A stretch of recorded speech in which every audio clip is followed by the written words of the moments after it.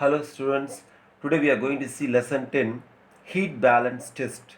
The heat balance test is carried out to test the performance of an internal combustion engine. The heat balance test consists of a heat balance sheet.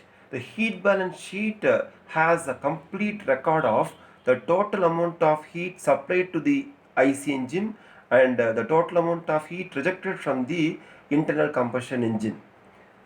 There are various sources of heat losses takes place in the internal combustion engine. First one is the heat rejected to the cooling water and heat carried away by the exhaust gases.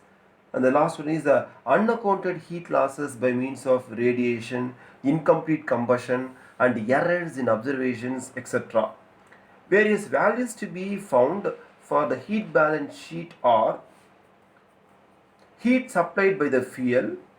Here we take the symbol Qs, which is equal to the product of m dot f and Cv, where m dot f is a mass flow rate of fuel and Cv is a calorific value of the fuel, and which is given in terms of kilojoules per hour. As far as the heat balance sheet is concerned, all the parameters should be in the same unit. Here the unit we maintain is kilojoules per hour. Next one is the heat absorbed to produce brake power QBP, which is equal to 2 pi nt, where N is the speed and T is the torque. Heat absorbed to produce indicated power QIP is equal to PM LANK. PM is indicated mean effective pressure, L is length of the stroke, A is area of cross section of the cylinder, N is number of working strokes per hour, K is number of cylinders. Next, heat rejected to the cooling water QW. QW is equal to m dot W into CW into TW2 minus TW1, where m dot W is mass flow rate of cooling water, CW is specific capacity of cooling water, TW1 and TW2 are inlet and outlet temperatures of cooling water respectively. Next, heat carried away by the exhaust gas Qg, which is equal to m dot g into Cg into Tg minus Ta, where m dot g is mass flow rate of exhaust gas in kilogram per hour, Cg is specific capacity of the gas, which is equal to which is equal to 1.005 kilojoules per kilogram Kelvin, and specific capacity of water is 4.19 kilojoules per kilogram Kelvin. Next, unaccounted heat loss QUN, which is equal to QS minus QIP plus QW plus QG. To find the percentage heat loss, percentage QG is equal to QG by QS, percentage QW is equal to QW by QS, percentage QIP is equal to QIP by QS, percentage QUN is equal to QN by QS. Now the heat balance test has mainly two columns. One is a credit column and one more is a debit column.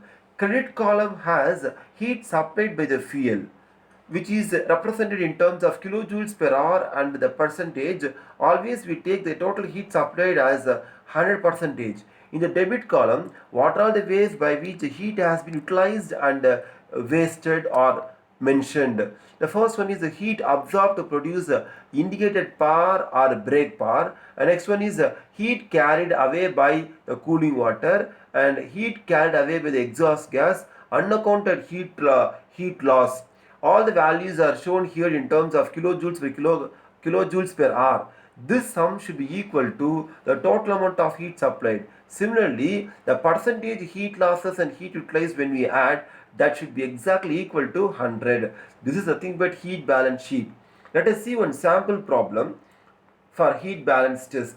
In this problem, the given data are indicated power, mass flow rate of the fuel, calorific value of the fuel, mass flow rate of the cooling water, inlet and outlet temperature of the cooling water, temperature of exhaust gas, temperature of the atmospheric air.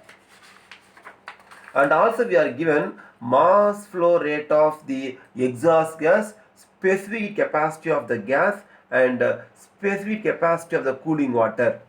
In this problem, we are asked to make a heat balance sheet. Now the solution, first we are going to find out the total heat supplied, which is equal to m dot f into Cv. By substituting the corresponding values, we get the total heat supplied as 205 kilowatts.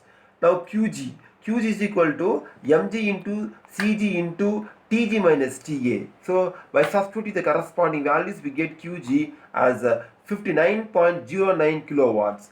Qw is equal to mw into Cw into Tw2 minus Tw1.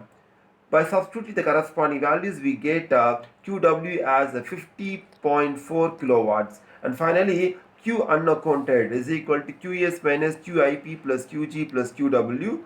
We get the value of Q unaccounted as 15.93 kilowatts. And also we are going to find out the percentage heat losses. The percentage QIP, we get a 38.95, percentage QG by QS 28.77, and percentage QW is equal to QW by QS as 24.54, and percentage QN is equal to QN by QS, whose value is 7.75 percentage. Now we are going to make a tabular column. In that the total heat supplied we are going to enter as 205.42 in kilowatts, and percentage as 100%.